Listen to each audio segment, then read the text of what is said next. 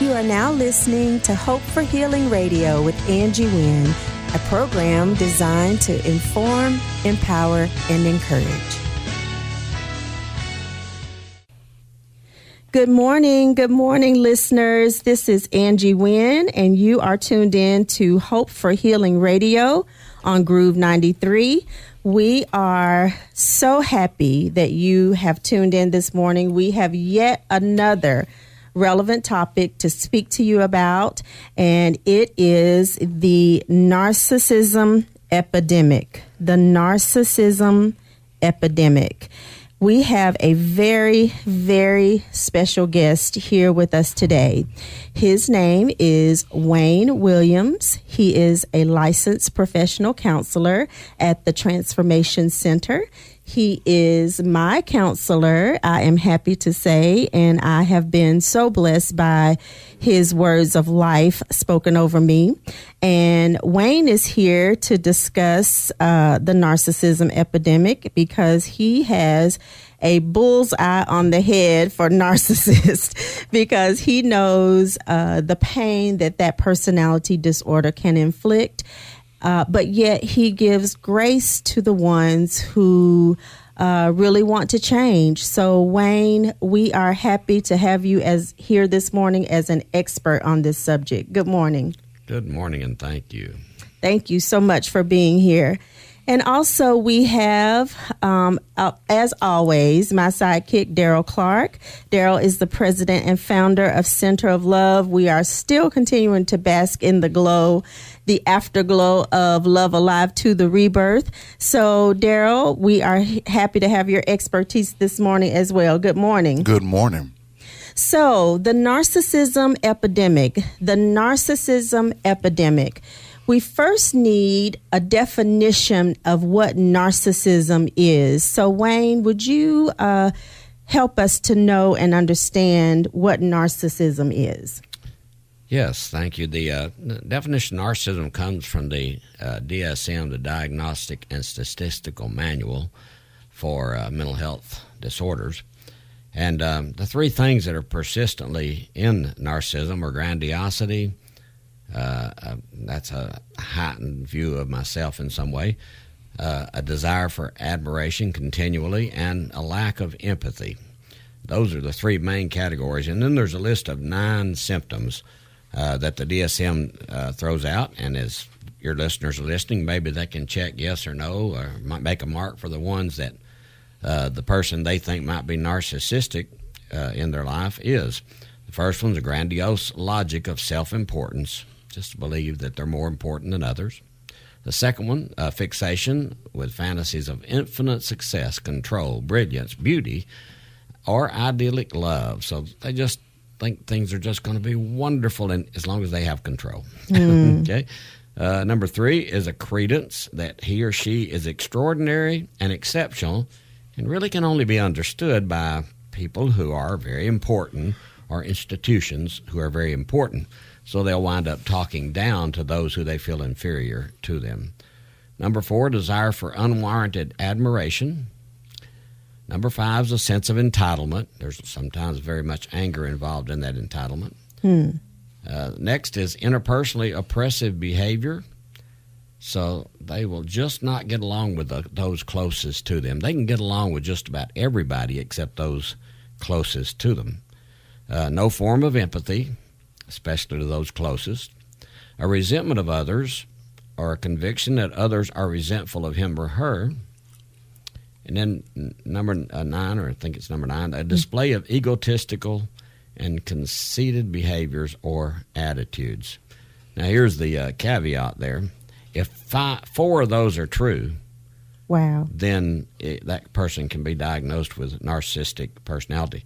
If somebody marks 7, 8, or 9 of those, we're probably looking at a psychopathic kind of person, even beyond narcissism. And the worst, and there's kind of a hierarchy along a scale, a line. The least narcissistic are, those are very empathic. Then you got hurt people. There's a hurt narcissist, and there's a overt or bold narcissist. The hurt narcissist is always sad about hurt about how people have treated them, and they care a little bit, I call them closet narcissists, because a woman will say, my husband loves me, or I say my wife loves me, but they just love themselves a little bit more than the other, you know. And so those that continuum starts with selfishness, and then power and control kind of person, and then you move into the manipulative person, then the NPD, narcissistic personality disorder, all the way to psychopath, and the very worst is a psychopathic liar that believes their own lies. Wow. You know, I was thinking about today, because I have watched a lot of documentaries on that station ID, and I'm thinking, okay, Scott Peterson was probably narcissistic personality disorder, the one that killed his wife who was pregnant out in California. Charles Manson, that's, you know, at the other end of the scale, you know, the far end of the scale, that was probably a narcissist, because it was his world. And he, you know, controlled and manipulated a whole group of people to do his bidding. And then he said, oh, my hands are off. You know, they did it, you know. And so there's so many people in the limelight that we could point a finger at and say, well, that was probably what that was, a full-blown personality disorder. So Wayne, do you believe that, and I have read up on this a lot, you know, because you and I have talked, but is it from some of the childhood traumas that we can say, maybe emotional abuse, sexual abuse, neglect, abandonment, rejection? In other words, are narcissists born, or are they made? Well, because of the power of God, everybody can be made different. So they are choices that they make. But the people that most often become narcissists come from some kind of childhood trauma, or extremely controlling parents. We'll talk about that a little later, I think. And or totally permissive parents. Just a spoiled child gave them everything they ever wanted, and they feel entitled to continue that process when they are supposed to be adults. Most narcissists act like spoiled teenagers or spoiled children. So when you say a sense of entitlement, what do you mean? The sense of entitlement is a belief that everything ought to go my way. That if it doesn't go my way, why not? I'm entitled to that. It's the exact opposite of humility, if you want to have a contrasting word. Humility on one end, like I don't deserve anything, and entitlement is I deserve everything I want. Wow. And I'm willing to manipulate or control to get it. Whatever it takes. Whatever it takes. A 3-year-old, 4-year-old does this, you know? Wow. And then, you know, sometimes they don't really grow up.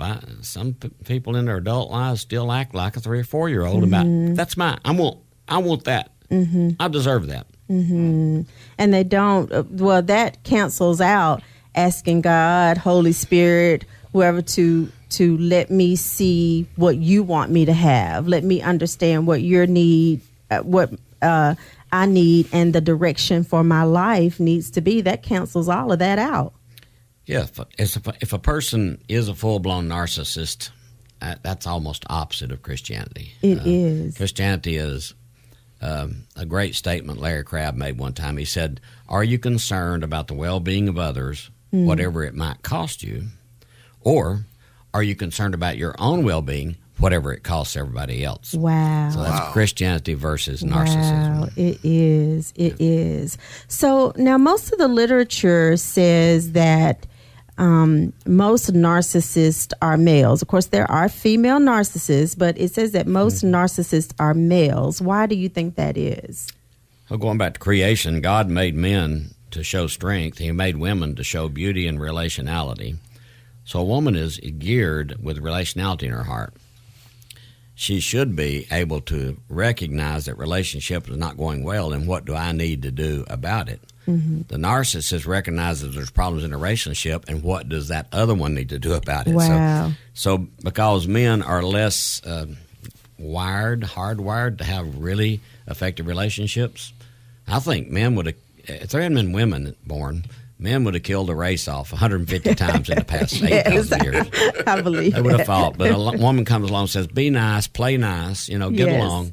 And it teaches women. That's why I'm not a narcissist now, because my wife taught me how to quit being so selfish early in our marriage. And you had to listen and submit to that, for sure. Yeah. So talk about ego, because as a woman, when I think about someone who's a narcissist, I think a lot about ego, and that's that male thing that happens. Yes, ego is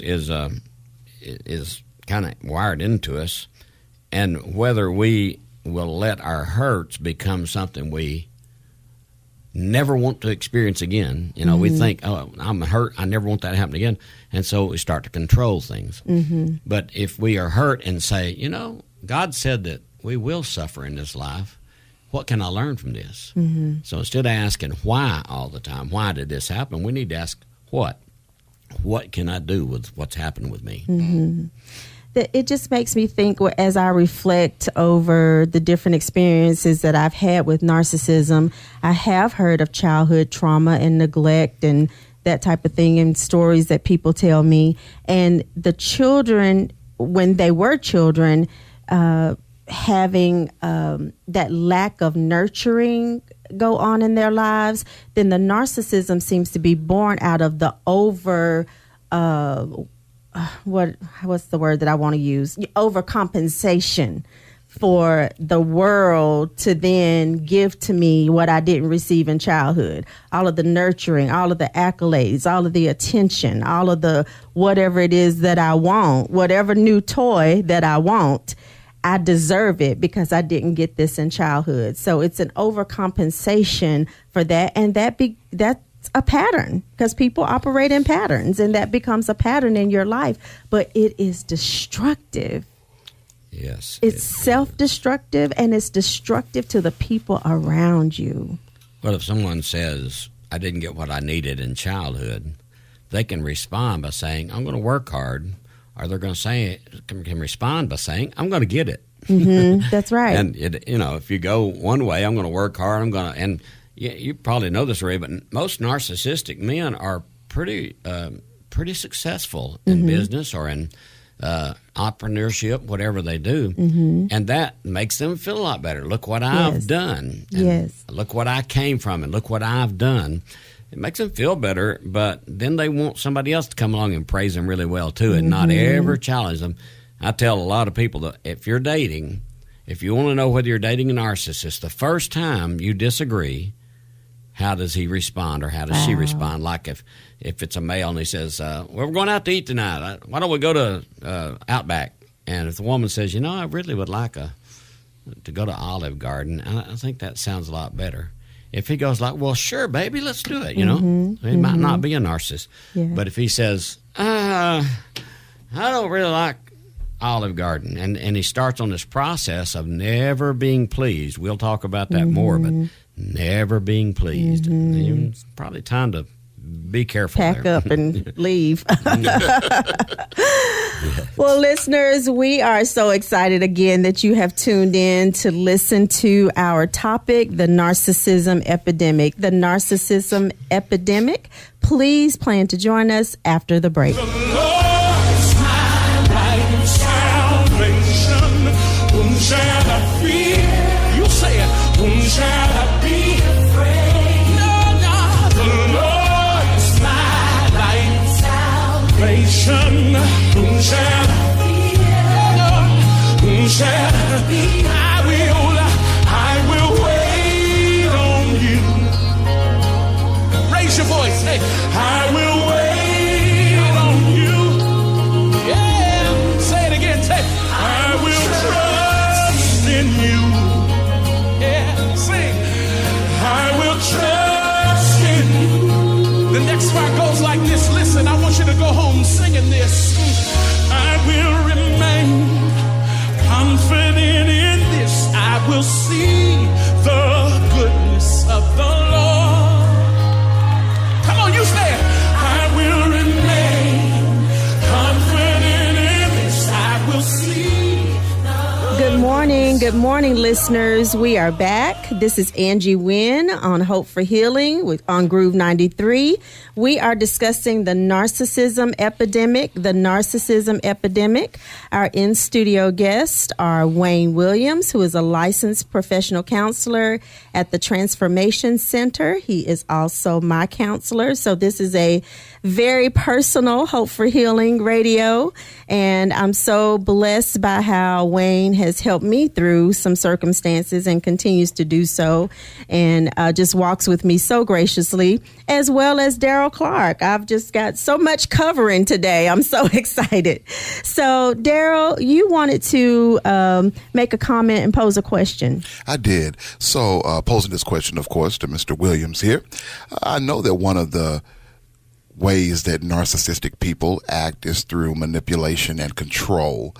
Can you tell us a little bit about what that looks like? Sure. Yeah, there's a couple of things they almost always do. One of them is blame shift. They'll blame shift any anger they have to the other.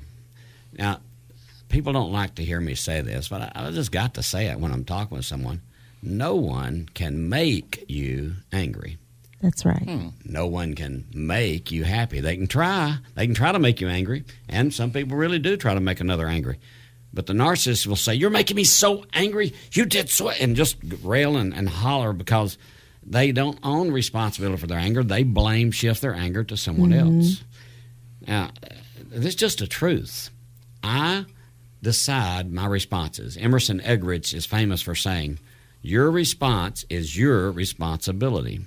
In fact, the word responsibility is an interesting word. It's response-ability, the ability to respond any way I want to. So somebody can be trying to make me angry, and I can just laugh. Or I can just walk out of the room. It doesn't matter how I respond to it. I get to choose it, but narcissists don't believe that. If you try to do something nice for them, they'll go like, "Nice try," but if you're still in the doghouse or something, an accusation about anything comes with a "get off me." I'm going to accuse you back. Yeah, I did so-and-so, but you did so-and-so worse. Wow. And it brought up, some memories. I was in a relationship some years ago, and one of the ways that arguments would always end was through manipulation or some type of, well, I would not have done that if you had not have done this. And then, and it would be from everything from as simple as either an argument or manipulation about where we were going to eat at a restaurant, like you mentioned earlier. So I was just identifying with a lot of what you were saying this morning. It's tough. So in a love relationship, it is phenomenal in the study that I've been doing on narcissists and how we've been walking through, Wayne. You have this pattern that narcissists do. They do a love bomb, which is on the front end of the relationship. It's like, okay, this is the man or woman of my dreams. Where have you been all my life? And it just goes for a certain amount of time. Then they begin to devalue you. Then they begin to discard you. And then there's the smear campaign, which is the blame shifting kind of thing. And it is phenomenal. I mean, there are whole communities of narcissism survivors that say, this is how it happened to me. And one of the things that I've learned, and I may do a live on it, is you have that hormone oxytocin that comes naturally when you begin to fall in love with someone. Well, that's supposed to happen slowly. It's given to us by God to to help us. I think it's one of the bonds or the glue that keeps a marriage together. Right. But when you have that love bombing that takes place, you have this rush of oxytocin in your system. And then, once that goes and it goes and it goes, and then boom, it crashes and burns, your body is still craving that like an addiction, like a crack addiction. And so that's why men or women, when they are devalued and discarded, they go crazy.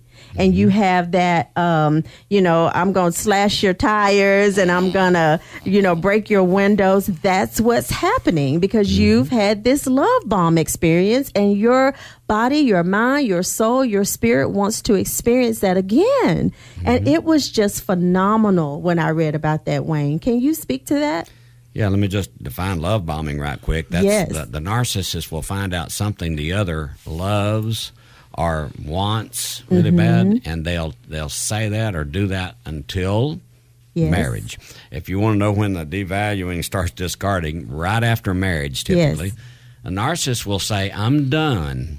I won this girl's heart. I brought her home. I took her across the threshold, and I'm done. When a woman looks at marriage as, I'm starting. We had this wonderful relationship before marriage, and now he's going to love me this beautifully for the rest of our lives. And it all goes down because the narcissist quits the love bombing right usually on the day of marriage. Wow. I had an example on a honeymoon. A lady said one time, she got out of the shower on her honeymoon the first night, naked, in the bathroom. She was drying herself off. A husband walks in, and his first words were, why are you drying off outside the shower? You should dry off inside the shower so you don't get water on the floor out here. Wow. On the honeymoon, Yeah, Wayne? on the honeymoon. Wow. And one narcissist told his wife, your dress looked awful and your hair looked awful in our wedding the next day. My goodness. Such Wow. ugliness, such even if a man thought that, that's crazy. It's crazy to say that to the It's woman of his mean. dreams. Yes. So they love bomb until that day, and then they start to devalue, discard, cheat on you. A lot of narcissists, not all, but a lot of narcissists will cheat on their mates, and then will say, "That's over. You got to get over it now. That affair's over. I stopped it 2 weeks ago." And So just get over it. Okay, thank you. A woman doesn't. No person gets over a breach of trust that quickly. Right.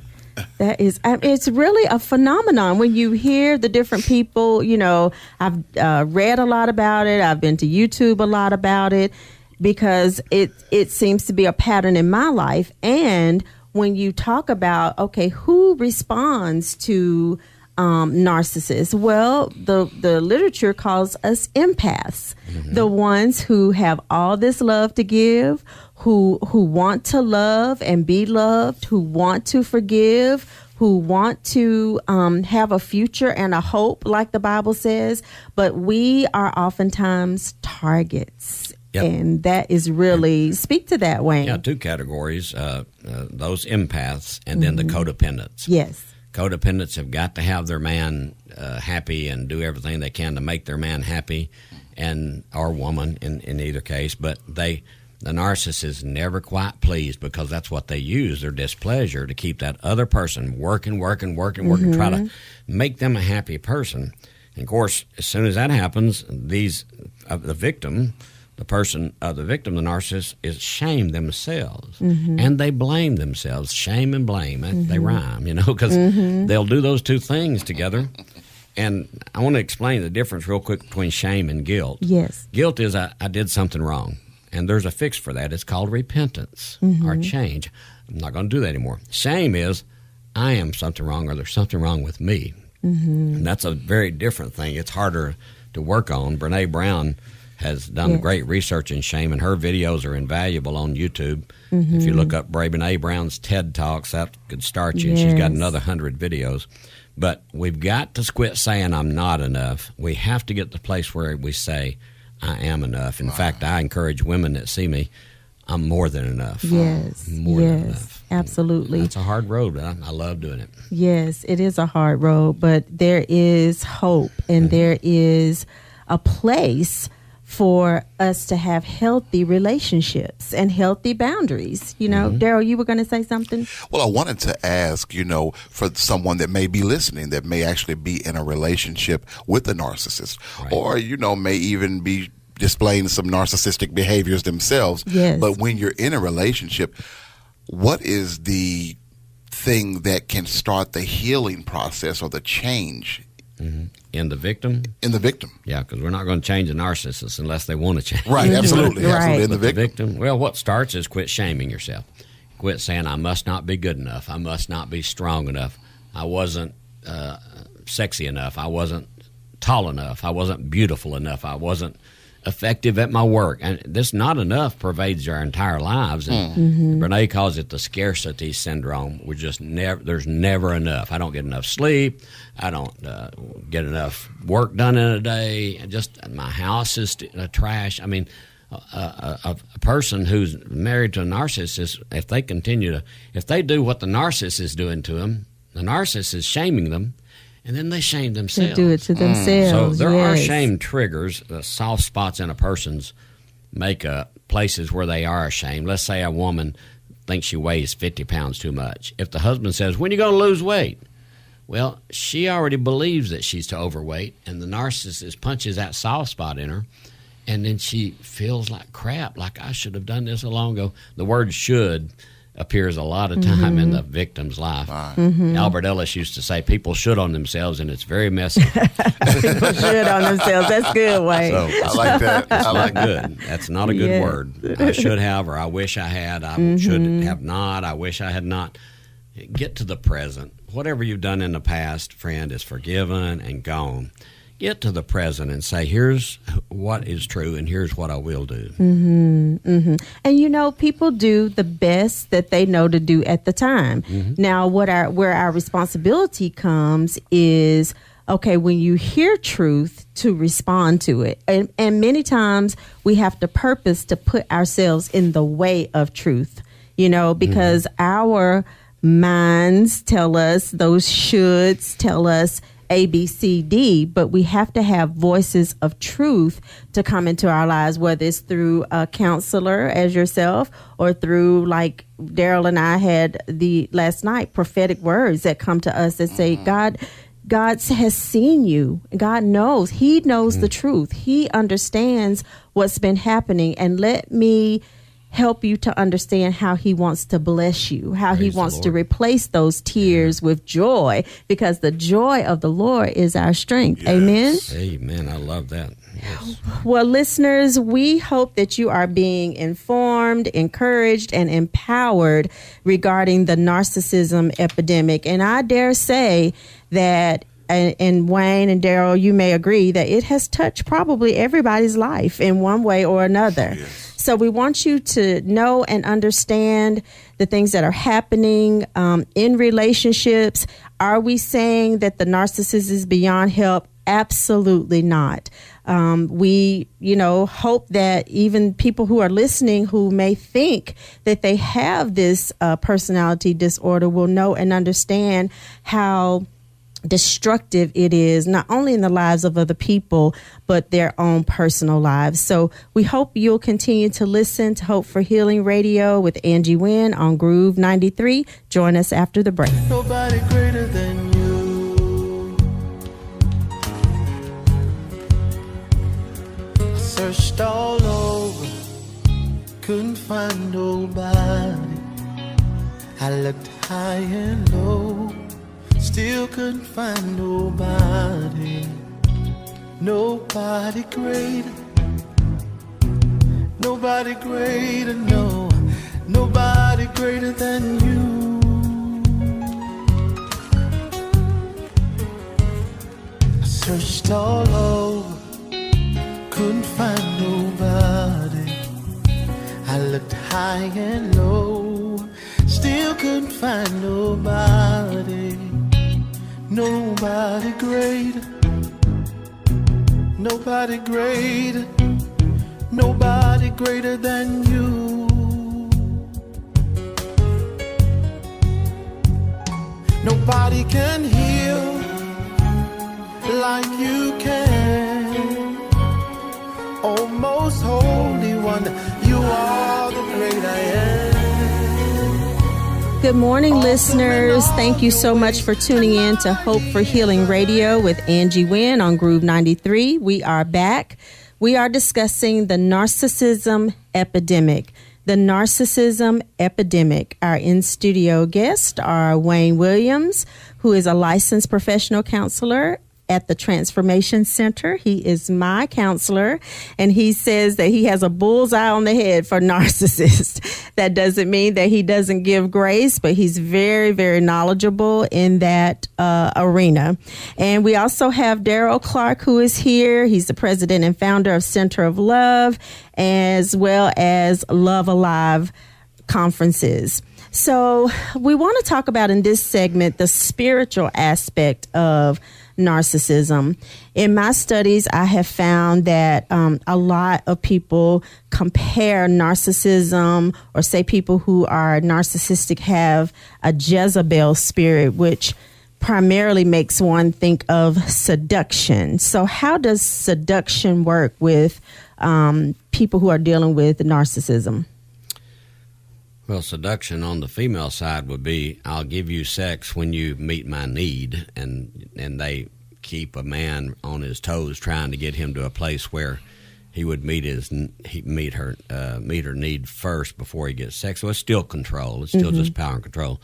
On the male side, they'll love bomb another woman, and that's their seduction. Is they'll just be so crazy about that woman and give her more than she's ever had. And of course, that's where seduction plays in, manipulation and control. You mentioned, as we was talking earlier about Jezebel, the supreme narcissist in the Old Testament. She was the best because everything had to be under her control, and if it wasn't, she would just kill those that didn't meet her expectations. They also say that Saul was a narcissist, and at his very worst, he, of course, was killing Christians. Right. But at his very best, after the road to Damascus and just an amazing encounter with God, he maybe still had those leadership tendencies, which on the God side, is leadership. On the enemy's side would be manipulation and control. Right. But he wrote, most of the New Testament. So God can use even those characteristics in your personality for his good, but you have to allow that. You can use it for the worse and to hurt people and to do all those type of narcissistic things that you listed at the beginning of the show, or God can use that in miraculous ways. Oh, yes. Yes, Paul had that famous passage in Scripture where he listed all that he had been. Yes. And then he said, I count all this as poop. Yes, absolutely. That's the word he used. Absolutely. Because I want to win the heart of Christ. And so he turned into a servant leader from a manipulative leader. Absolutely. Wow. What don't we wish that would happen in people's lives, and as empaths and even as codependents, we the heart of the matter is we want to see the best for people, and that's it, but many times the problem is at the expense of ourselves. Now that's not what God intended. No, we got to go back to the shame idea at that point. A person shames themselves so much and looks at their past so much. And that can only be inspired by Satan, the way I see it, unless from looking at your past, you're a better person in the future, is about the only advantage. But people go over 1,000 times in our mind, what did I do the night before he broke up with me? What exactly did I do to cause that? Right. And they ruminate over the past, and I call it mental energy, that you're wasting mental energy on something. Or sometimes I say you're letting him or her rent space in your head, and they can't even pay the rent. Right. You're exactly right. So, think about now and future. The two questions I encourage people again is, what is true? Not what I think is true, but what is true. Okay? I'm separated from the narcissist. That's true, let's say. What will I do is the second question. What is true? I love him so much. Well, that's what you believe is true. You love something. You love something about him, or you love something he did, whatever. But let's get to what is true now, and what will I do with that?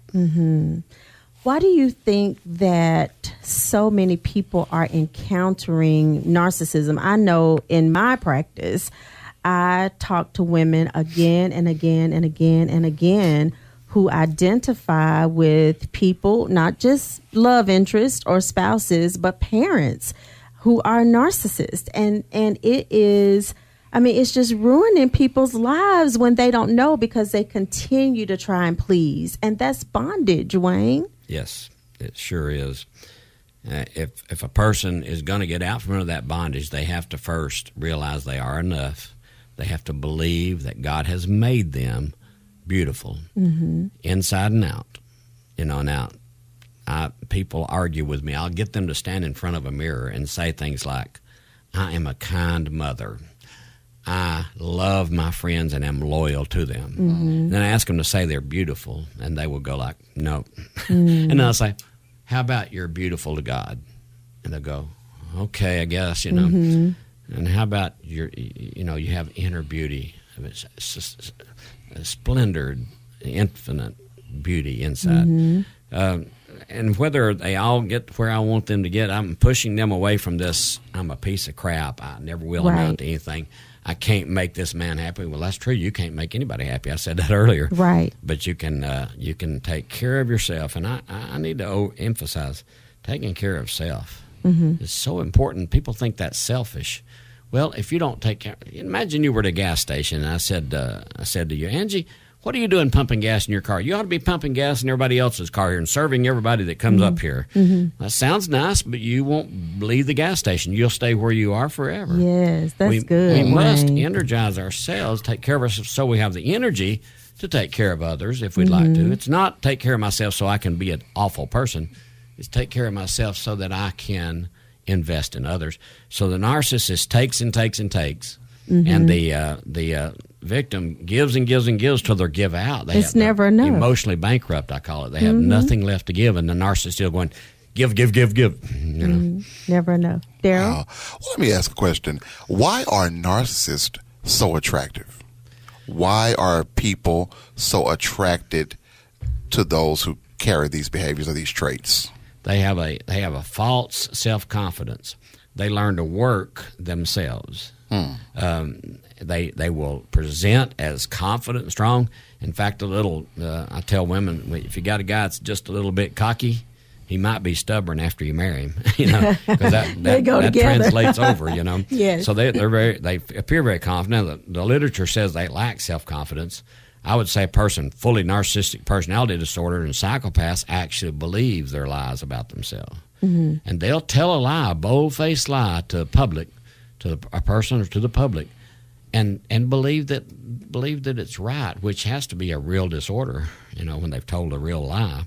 But a lot of times women, will diagnose them with histrionic personality instead of narcissistic, because they do use their looks and their curves and the way they carry their bodies to be seductive.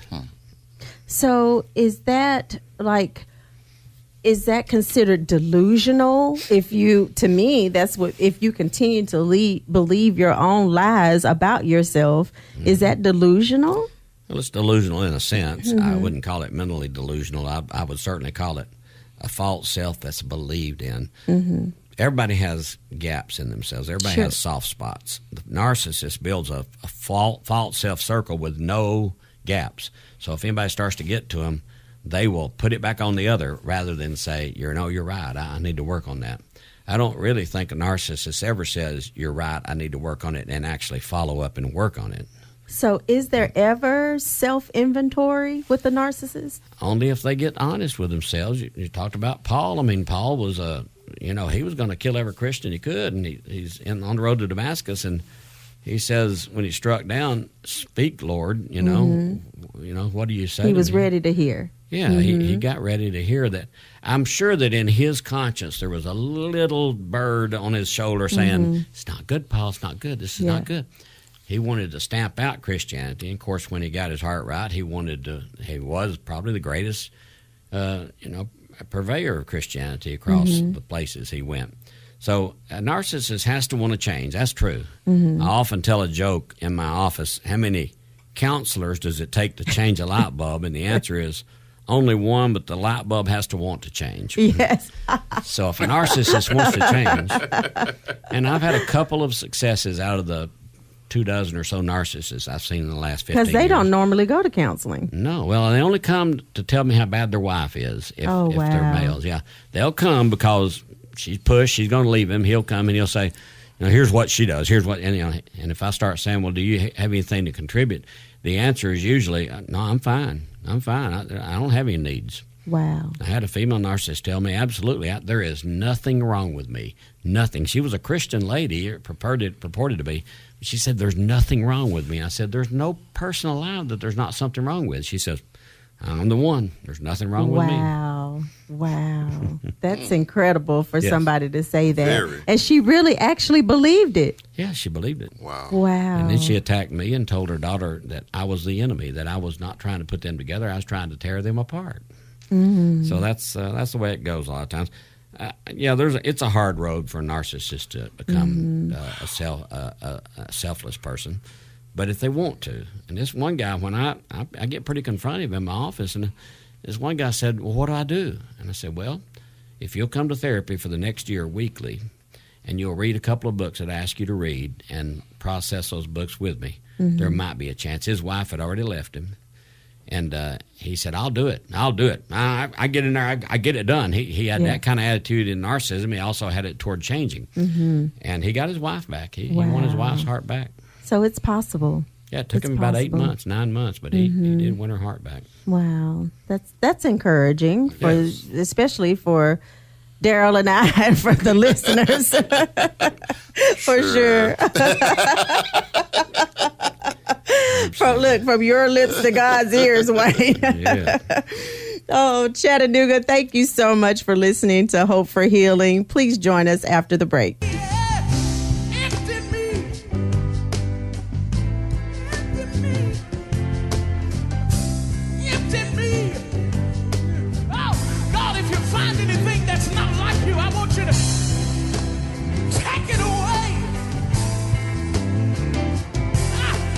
Search my heart, God. If you find anything that's not like you, take it away.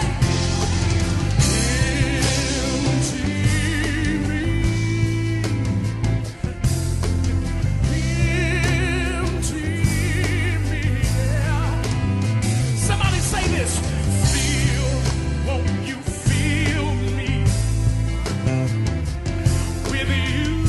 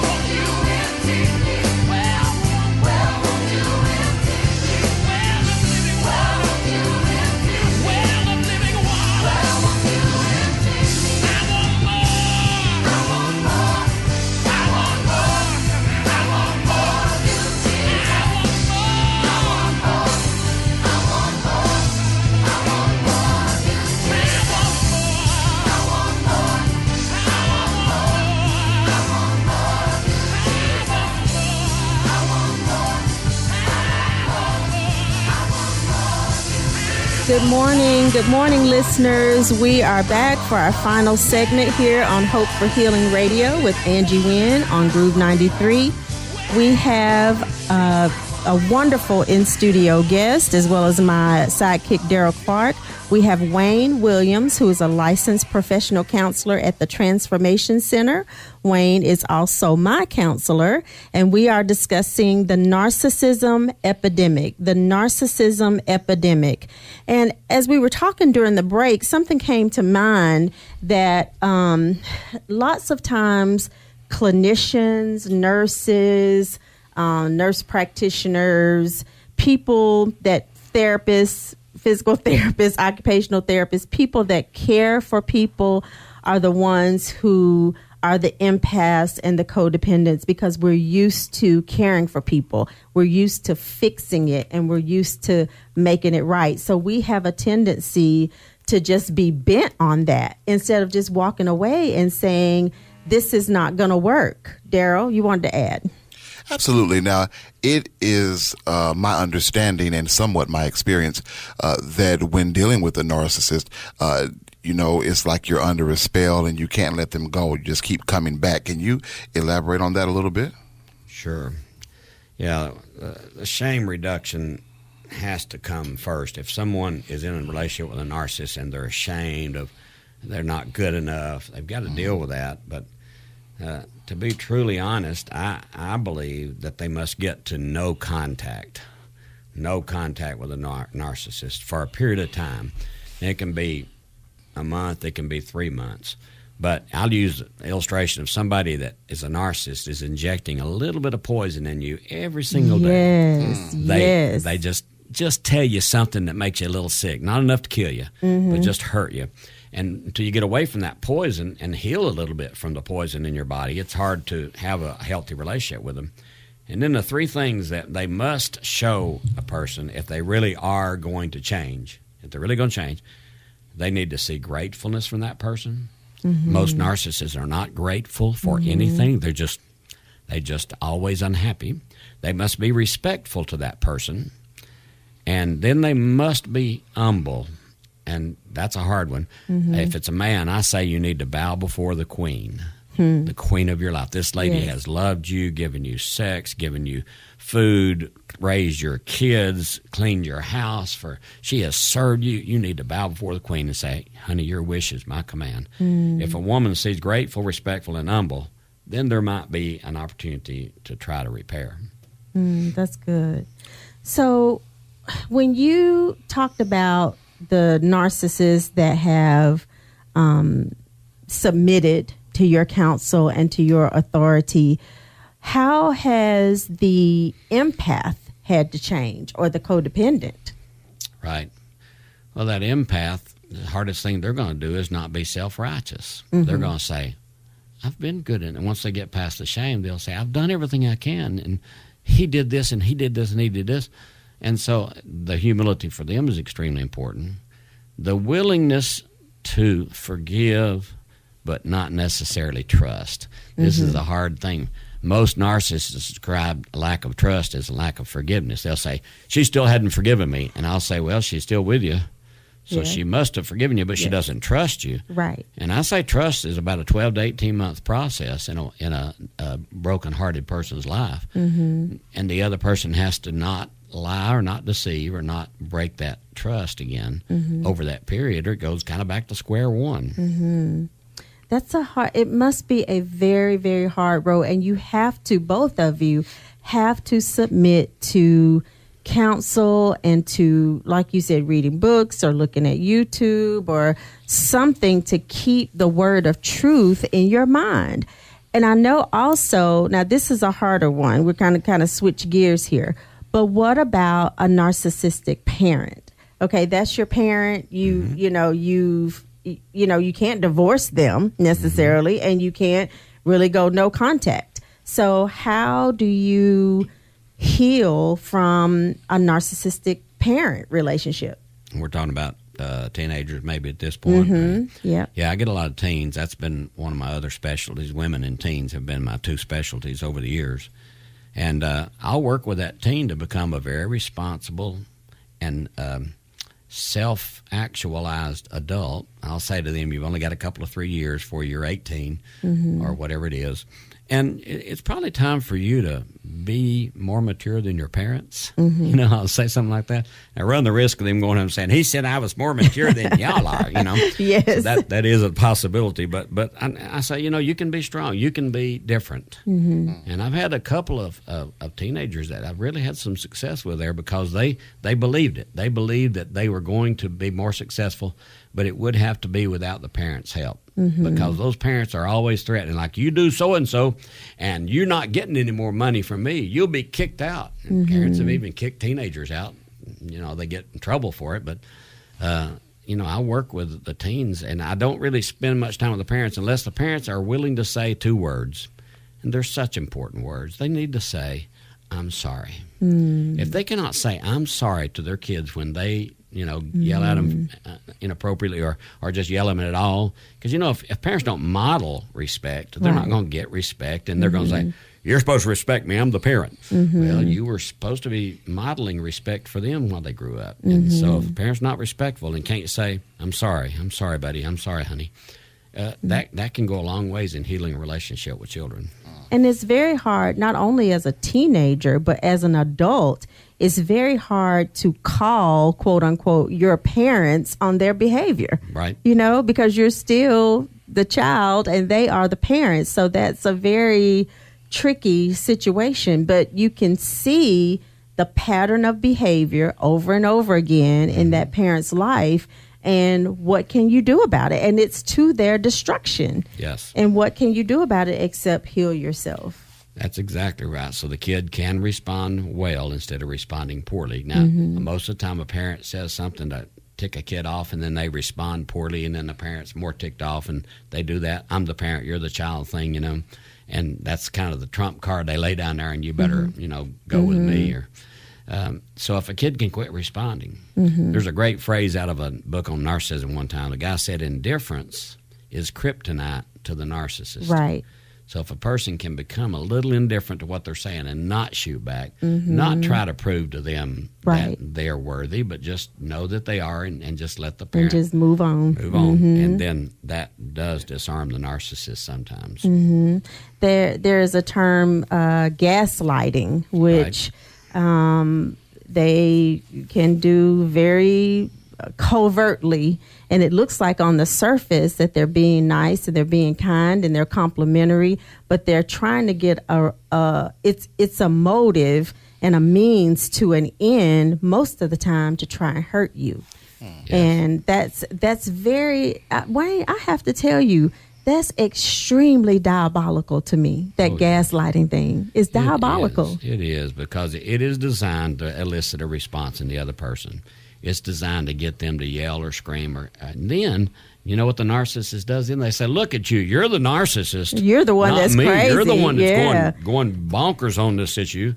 And that's why no contact is important, because they can take whatever you say, whatever you text, whatever you can be, they can have you on speakerphone. They can have you, recorded on the phone. It's very important to know that what you say can come back to haunt you. So just being quiet, being still, and knowing that He is God is the best way to handle it, because in and of yourself, you can't win against them. You have to take care of yourself. You can't beat the narcissist at his own game. No, if he's good. Absolutely not. Absolutely not. But I want to say, now this is, the informing part, the encouraging part, let's get to the empowering part. And not only for the victim, in the few minutes that we have left, there is hope for the narcissist. I believe that. The word says that God wishes that none would perish, but that all would have everlasting life. But, the literature is ambiguous on to whether or not they know what they're doing, or it's just because of the personality disorder that they can't help themselves. But I believe, this is a cliche, but there's that God-shaped vacuum in everybody that gives us conscience. The Holy Spirit is, calling them, just like He called to us, to change our ways, So I believe that there is hope, but just because of the patterns and the mindset, it would be difficult, but it is possible. Do you agree? Absolutely. Those three words I used earlier, a narcissist can check up on himself with, am I grateful? Am I respectful? And am I humble? There's a book written by a famous author called You Might Be a Narcissist If, kind of like a play on Jeff Foxworthy's You Might Be a Redneck. Yes. And it's a good book for a narcissist to read. And The Marriage Builder by Larry Crabb's another great book, because it retains a focus on the person reading the book. Most of the books, as you said, most of the books are for the victim of the narcissist, but those two would be helpful. And grateful, respectful, and humble. They've got to be there. Absolutely. Well, Wayne, we appreciate you being here so much today, and I want to give the listeners an opportunity to get in touch with you if you can tell us how to do that. All right. I'm on Psychology Today. If you Google C. Wayne Williams, that first initial, and C. Wayne Williams, it'll come up. Or you can go to thetransformationcenter.com. That's our website. And our phone number at our center is 423-499-9335. Thank you, Wayne. And thank you, Daryl, as usual, for your wisdom and your input. Listeners, we are so glad that you have been with us this morning to discuss this relevant topic, the narcissism epidemic. I am grateful for Wayne, and I'm grateful for Daryl, who are male voices that have spoken into my life to bring truth and to bring life and to bring light.